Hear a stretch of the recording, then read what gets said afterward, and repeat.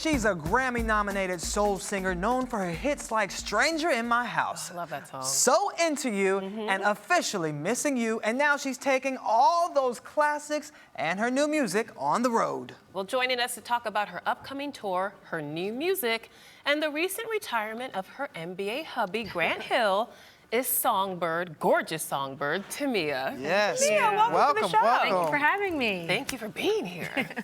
So how does this work? Your husband retires and now you're going on the road. Does that mean he's holding down the home front while you're gone?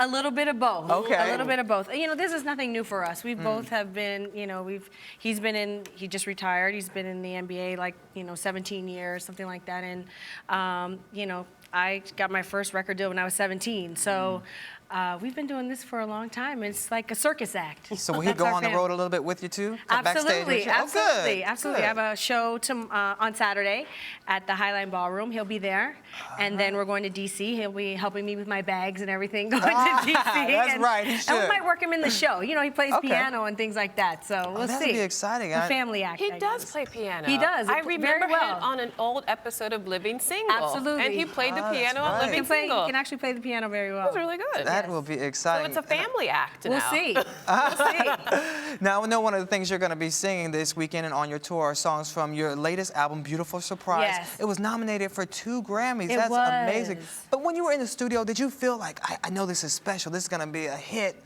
Did you know you were creating something like that? Well, you know what? When you're in the studio and things just gel, I worked with Claude Kelly. We executive produced the project together, and everything really just fell in place. We talked about people that we wanted to work with, and it all happened, and you go in there and you start writing, and things just sort of fall into place. So you never know if it's going to get sort of recognition like the Grammys, but you're proud of it. And at the end of the day, that's really what it's about. Are you proud of this project that you're putting out for everyone else? That's a very good point. Now, you took 5 years off between your current project and your last project. Why so long, Tamia? I have no idea. And 2, what were you doing in that time? Well, let me just say that time flies, really.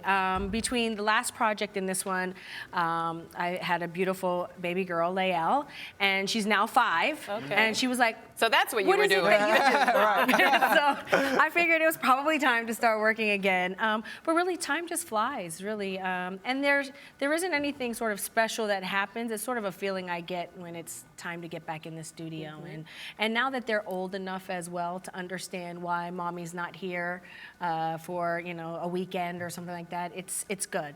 Now, 5 years off in the music industry, especially nowadays, is an eternity. Yeah. Were you ever worried that you may not be able to enter back into the industry, or were you worried that you wouldn't be as well received as you have been in the past? Well, I think that sometimes, I guess, this industry can breed sort of, have as much confidence as maybe you should. But I think as an artist, it's important to sort of stay focused on your craft. Right. And let the people that you put in place around you, management and agents and things like that, let them worry about that. But really, you sort of have to get in tune with, when you're starting a project, what it is that you want to bring to your fans and what type of music you want to do. And then you sort of just have to live in that and, sort of just let everything else play its part. Yeah. Well, I know a big part for you is family, and you and your husband, Grant Hill, have been married for 14 years. Is it true that Anita Baker actually hooked you two up? That is absolutely true. Tell us that story. Yes, I was my first time at a Soul Train Music Awards. Anita Baker, who I am, and I was at the time a huge fan of Anita. I grew up in Windsor, Ontario, Canada, which is right across the border from Detroit. So I grew up as a huge Anita Baker fan, and she comes up towards me, and I'm kind of like, in awe. And she says, I know this guy that would be great for you. And I thought, how weird that, this woman that I'd never met before says she knows this guy that would be great for me. And sort of, told her how much I loved her, and that was pretty much it. And about 7-8 months later, I ended up meeting Grant. So she already put that. How did she know that you two would be so compatible? Well, she had met Grant at several functions in Detroit because he was playing in Detroit at the time, and they had conversations about girls and what kind of woman he was looking for, and and things like that. And I don't know. It just clicked, I guess. Since that time, Yeah. she said everybody's pretty much asked her to hook her up. She's the professional matchmaker now. Absolutely. The original Match.com, Anita Baker. Absolutely. Well, given that you guys are both such high-profile people, how do you maintain your marriage and keep it spicy? Well, well, I think that it's important to sort of keep the essence of your relationship intact, and he is my best friend. I know it sounds sad, but we enjoy spending time together with each other, and we can laugh. And obviously, it's great that I have a husband who understands this business, and sometimes when it gets frustrating, being able to talk to him. But I think that it's important to communicate. Yeah. That's really how you keep the spice of a marriage going, is communication between the both of you. And what about hard times? Right. How do you get past the hard times? Well, you know, the great thing, and we've certainly both have had our dealings in hard times, but I think the best part is knowing that you have someone along with you during that journey. It's knowing that you have someone there that is, you know, that is there to hold your hand. It's true. Now it's 1994. Quincy Jones discovers you. Right. You put a move on my heart. Did you have any idea that that single would be so massive? Not at all. You know, I literally went in the studio, and what you hear was pretty much my audition demo for Quincy Jones. So I was really nervous, and I remember being in the booth and having him turn off all the studio lights, because I was in the booth and I'm looking out at, you know, Quincy Jones. Like, it was really, It's so Was it surreal. yeah, it was I was so afraid. Was it about to say? Was it intimidating? It was very intimidating. Yeah. And the song is, you know, it's not an easy ditty. So I was highly intimidated, but he has a way with artists that just make you feel, you're just in there and you feel so comfortable with them.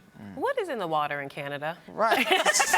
Justin Bieber, Drake, Right. Melanie Fiona. Right. But you were the original Canadian to make Did it across myself the and border. Deborah Cox, You were right? Deborah Cox. Yeah. You're like the Underground Railroad for the Americans. But what is going on up there? You know, there's a lot of great music happening there. And Celine Dion, of course. Of course. Yeah. Yeah, can't forget her. Can't forget and David her. Foster. David and Foster, yes. The list goes on. Yes. What is in the water up there? There's a lot of great talent everywhere, and I think that the world has become so small now that we're getting an opportunity to see a lot of different types of artists, and it's important. It's great. It's important.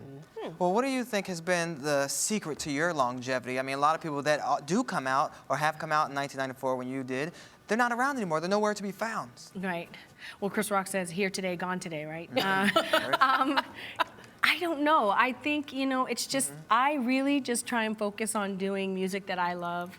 You know, every time I get into the booth, you know, just really feeling something for that song. And really, at the end of the day, you never really know what's going to make it and what isn't. You just have to go with your heart on it.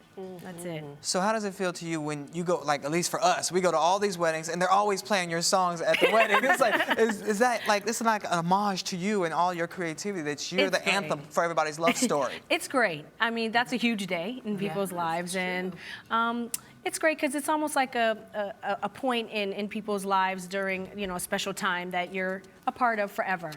And it's great. It's great. So you're currently on tour. You start this weekend, correct? Yes, I start this weekend. So here. where can we find you, in New York and around the country? You can definitely go on Ticketmaster.com. Okay.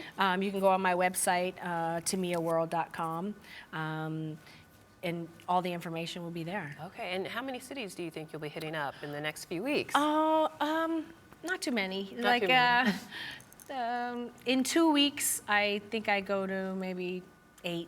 Something. That's Oh, a lot. It's a lot. In 2 weeks. It's a lot. Not that many. It's a lot. I'm telling myself that. Yeah, right, in your head. Well, Tamia, thank you so much for being here. Thank we you can't for wait to see having you me. perform this weekend. Thank you. And It's keep gonna up be all fun. the great work. Good luck with everything. I appreciate that. And you've got to tell us what's your favorite Tamia song. Tweet us about it at Arise TV 360.